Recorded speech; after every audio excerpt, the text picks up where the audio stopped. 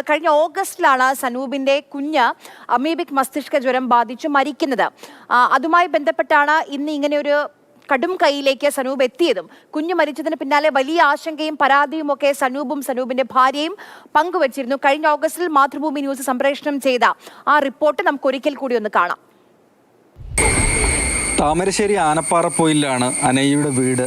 അച്ഛൻ, അമ്മ, ഒരു ചേട്ടൻ, അനിയൻ, 7ാം ക്ലാസ്സിൽ പഠിക്കുന്ന ഒരു ചേട്ടനും 2ാം ക്ലാസ്സിൽ പഠിക്കുന്ന ഒരു അനിയനുമുള്ള കുടുംബമാണ്. കുട്ടിയുടെ മൃതദേഹം ഇന്നലെ രാത്രി തന്നെ സംസ്കരിച്ചു.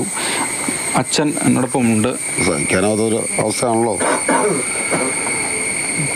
താനാവുന്നില്ല. നിങ്ങളുടെ സ്കൂളിൽ എത്തിച്ചതിന് ശേഷമാണോ സംസ്കരിച്ചിരുന്നത്?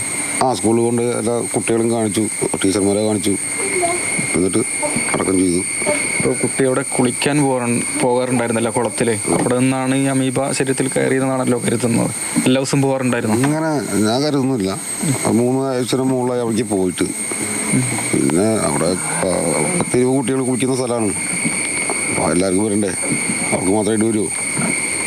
അതെന്താന്നുള്ളത് ഇനി പോസ്റ്റ്മോർട്ടം റിപ്പോർട്ട് കറക്റ്റ് കിട്ടണം.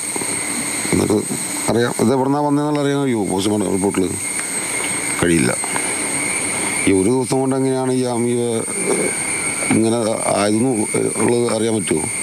അതും അറിയണം.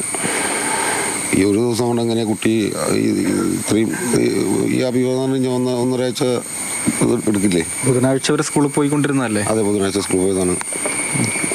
ബുധനാഴ്ച വൈകിട്ടാണ് പനിച്ചത്. വ്യാഴാഴ്ച ആള് സാമ്പത്തികമായൊന്നും ശേഷിയില്ലാത്തൊരു കുടുംബമാണ്. പിതാവ് തൃശ്ശൂർ സ്വദേശിയാണ്. വർഷങ്ങൾക്ക് മുൻപേ തന്നെ ഇവിടെ വന്ന് താമസിക്കുന്നതാണ്. എന്തായാലും ഈ കുട്ടി സമീപത്ത് തന്നെയുള്ള കുളത്തിൽ കുളിച്ചിരുന്നു 2 ആഴ്ച മുൻപ്. അവിടെ നിന്നാണ് ഈ അസുഖം വന്നിട്ടുണ്ടാവുക എന്നാണ് ആരോഗ്യവകുപ്പ് കരുതുന്നത്. കുളത്തിലെ സാമ്പിളുകൾ ശേഖരിക്കുകയാണ്. അതിനനുസരിച്ചുള്ള പ്രതിരോധ നടപടികളും ഏതായാലും ആരംഭിച്ചിട്ടുണ്ട്. ഒരു കുട്ടിക്ക് കൂടി സംസ്ഥാനത്ത് അമീബിക് മസ്തിഷ്ക ജ്വരം ബാധിച്ച് ജീവൻ നഷ്ടമായിരിക്കുകയാണ്.